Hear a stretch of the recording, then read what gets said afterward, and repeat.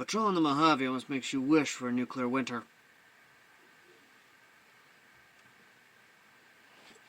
Hello, ladies and gentlemen. As always, I'm your host, AirsoftAL, and welcome to, of course, a video talking about the Phase 1 Trooper loadout for the Appalachian Army.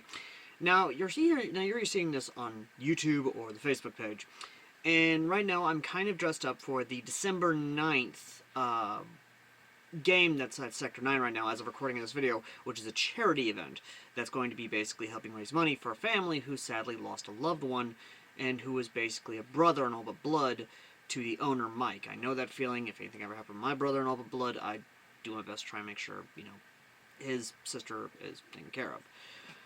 Now, let's go ahead and talk about the new additions and sort of what I've got going on right now. The loadout itself, which you can see right here, is basically a nice combo of woodland and tan or khaki. The biggest reason for this is because of the lore behind it. The lore basically being that now they've got control of Sector 9, they're trying to basically get out a lot of equipment out to the troopers that are kind of out patrolling Appalachia. The logistical lines are still somewhat not solidified, so it's taking a while for a lot of that equipment to basically be given out to a lot of them. So it's basically a first-come, first-served type deal, which is why you'll see a lot of mix-matched equipment, which I'm going to be talking about right here, right now. So, my first phase trooper loadout for the Appalachian Army is basically Alice gear, magazine pouches, woodland bottoms, tan upper, but the big one, what you see here, are these nice wool gloves. Well, not really wool, they're basically gloves I got from Dollar General because it is cold. And honestly, I didn't have enough time to actually get in the gloves I wanted to get, which were basically the aircraft pilot type gloves. You know the ones I'm talking about, the Nomex gloves. I wanted to kind of get those in just because, warm weather, cool weather, and I've heard a lot of people say they're actually really good for, like, motorcyclists or just warm weather, keeping your hands warm in general. I don't know if I'll take out the tips on these for fingers, making them like semi-fingerless gloves, just for better gripping and shooting. I don't know yet. Let me know in the comments section down below if I should do that or not. The other thing, though, is, of course, this. You're seeing this. This is, of course, the new M88 I actually had come in, which also had a pseudo gas mask, which really wasn't a gas mask. It was basically like cosplay face protection. I say face protection in the loosest of terms because it's basically just a cosplay mask with a built-in fan to keep you warm, to keep you cool. But again, let's go ahead and talk about this and kind of the thing I'm doing with it. Let me get these gloves off because my hands are actually starting to get a little warm. And yeah, so let's go ahead, get the helmet off, talk about it, shall we? Now, the helmet itself is primarily basically polymer. It does have padding in there, which doesn't have the strapping system, but it does have padding. And the camera mount here, and even the belt system, I've tried to replicate as close as possible to the Fallout 4 mod for the classic combat armor, because it actually gives us a clear picture of what the combat helmet actually would look like in a better engine. The other thing that you probably are seeing is, of course, the green patrol cap. Why I'm wearing that is because, well, this thing is literally loose as hell on my head. And I've literally done everything I could to try and adjust it just right, and it's just loose as all hell. So, yeah, that's kind of the biggest reason why I have a somewhat small head, and since this is padded, not strap system, yeah. The other thing, though, is that with this, I can either run the DVR4, which I probably will for this game, but, again, I know a lot of you want me to run the GoPro, so I can basically run this or the GoPro off this, have, of course, a pack on the back here, and run a battery pack, and run the battery to the camera itself, and basically just get a lot of that GoPro footage from here. The other thing is, if I do find a mount that is able to basically attach to this, I will be able to run a flashlight off of the helmet, which, really thinking about it, I might try to do. I don't know yet. I haven't found a mount yet, a flashlight mount that'll be able to mount to this yet, either in my collection. If you guys know a mount that can actually attach to a GoPro mount, let me know in the comments section down below. The reason for the patrol cap, like I said, is because this is loose as hell, so I'll probably be wearing this up under the helmet to keep it stable. basically during gameplay. That, or I will be wearing a boggin to keep my ears warm. So, yeah. One of the two that's going to keep this helmet from just flying all over the damn place. Of course, the other option for head protection and gameplay-wise would probably be the M1 steel pod helmet. Reason? Because why not? Like, seriously, why the hell not? Why not an M1 steel pod helmet? Tell me. Moving on. Now, hanging down, of course, to the eye protection, I have my patented Matrix, just safety glasses. These things have done well for me. They've never really fogged up. They haven't really shattered. They have stood the test of time. I do need to clean them, though. That is something I'm going to have to do, is just get a wet rag and clean down the lens, because they got a little dirty from a lot of yard work and play. But yeah, no, these things have actually been really good. They've done really well for me, and that's kind of what I'm going to be wearing with this kit. Now, the next thing you're seeing is this. This is a USGI, not really a schmuck, a scarf that I've been wearing since the cold weather has started, and it's worked out great for me. Be it from keeping my neck warm to even protecting my neck from BB shots, this thing actually does the job it needs to do, and this is what you'll see on a lot of Appalachian Troopers, or maybe not a lot of other Appalachian Troopers, because with a scarf here, you're able to cover your face, you're able to actually keep your neck warm, and you're able to just protect yourself from the elements. And it makes for a very lovely thing to just, you know, all that goodness, and yeah, it's just how it is. The other piece of kit that, of course, is for protection in the Appalachian region is the new gas mask that's being issued, which is basically just an M17 copy from Czechoslovakia that I'm having, but you can basically have it be an M17 copy or an M17, or even, of course, the Israeli M4. But I believe everyone can agree with me when I say that this aesthetically is pleasing for this loadout.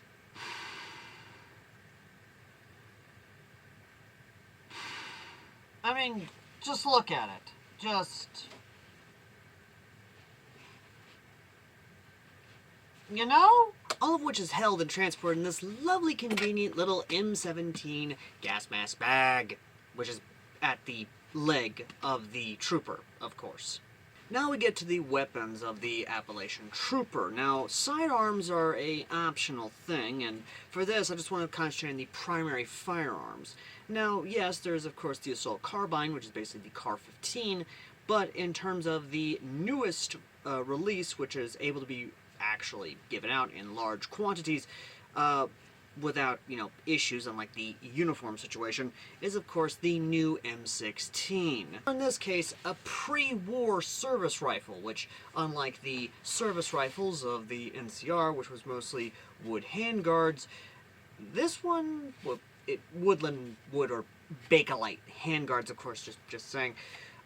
This one is actually full-on pristine. This is, of course, the ENC M16 or ENC XM16 E1, because, you know, it's just a lovely, lovely bit of kit. And this one is, of course, one that was sent in. I've reviewed it. I've done. It's just a really good gun, and this is one I'll be rocking. Well, I think I'll be rocking. I haven't decided yet. I'll let you guys decide what I should rock at, of course, the Sector 9 game. This, or the other new primary arm of course, the Appalachian Alliance.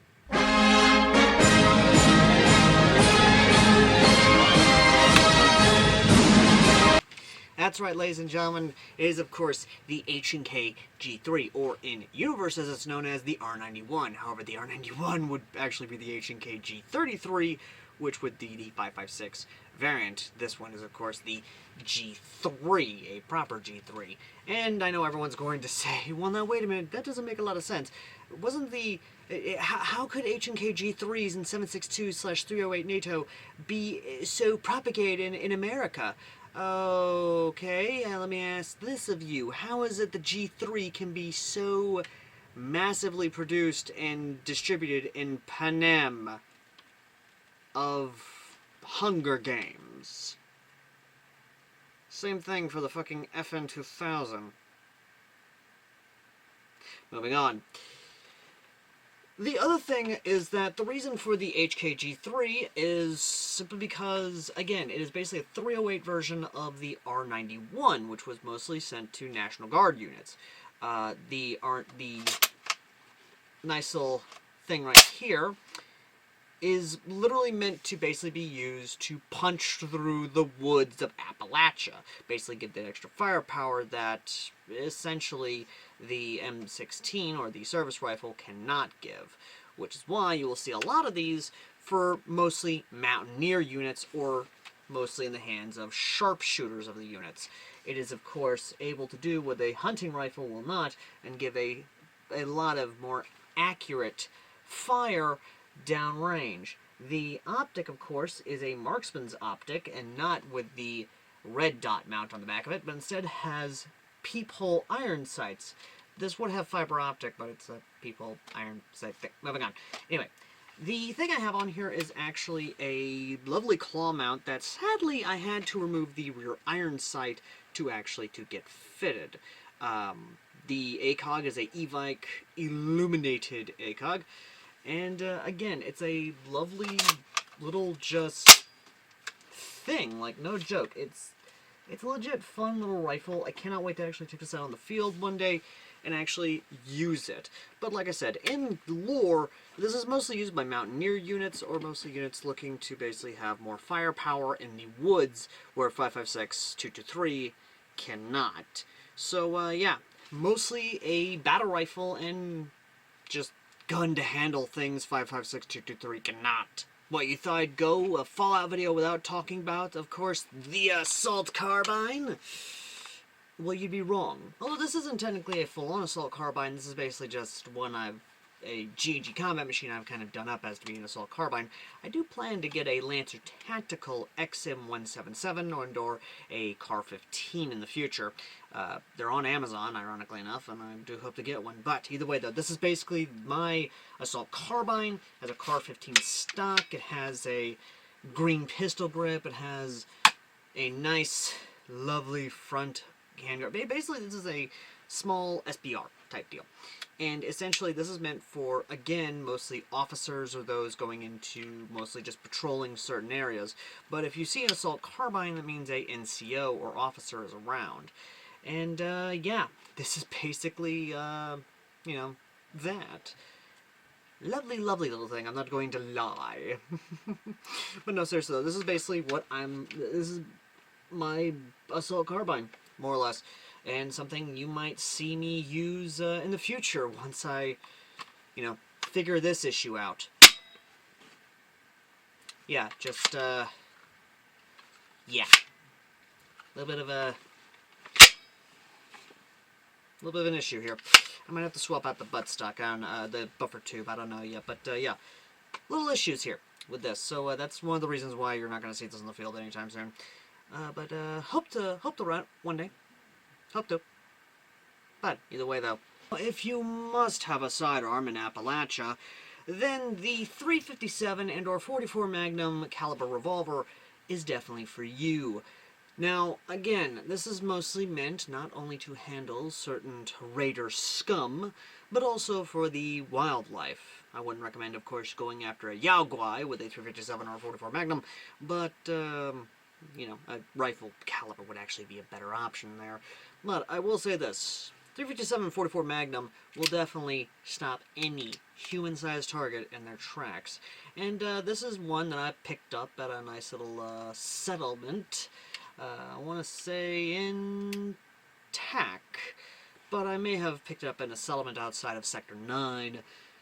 This one, of course, has seen its better days, but in the wasteland, especially in Appalachia, you do what you have and what you got. It's basically what it is. But aside, of course, from your standard revolvers, you do see some automatics. You also see a few other handguns here and there strewn about. And you wouldn't be surprised if you see some pre-war pieces among those handguns, especially from some of the vendors who've been sneaking into Sector 9 to sell their wares. I sometimes wonder if security is a bit lax at that facility to allow them to actually be selling pre-war, mint-condition handguns. Then again, a handgun is easier to sneak out than a rifle. Those of you who are on the strip, you know exactly what I mean by that. You know exactly what I mean by that. And that is it, ladies and gentlemen. This has been my presentation of the first phase Appalachian Alliance Trooper loadout. I do hope this gives you some ideas on how to kind of do it. Again, this is more or less just to kind of give you a feel for it, kind of give you an understanding of what the loadout's about, kind of what it's all, kind of what it is about, and sort of how to do it. The biggest thing though is going to be more or less just do your own thing with the Appalachian Alliance loadout. Be it trooper, be it mercenary, kind of take inspiration with Appalachia and sort of ask yourself, how would someone in, say, Tennessee, Mississippi, Alabama, especially West Tennessee, kind of adapt to these things? How would they adapt to this environment and this wasteland, this post-apocalyptic America, or in this case, post-apocalyptic Appalachia? And let me know in the comments section, or if you're in the Facebook group and you're watching this, sound off in the comments section of either and or. And again, if you're on the Facebook group, pin comment down below, by the way, sound off in the video's comments. And as always, ladies and gentlemen, I've been AirsoftAL, and well, I hope you like this. I hope it gives you some ideas, and I'll see you guys in the next video. Till next time, later.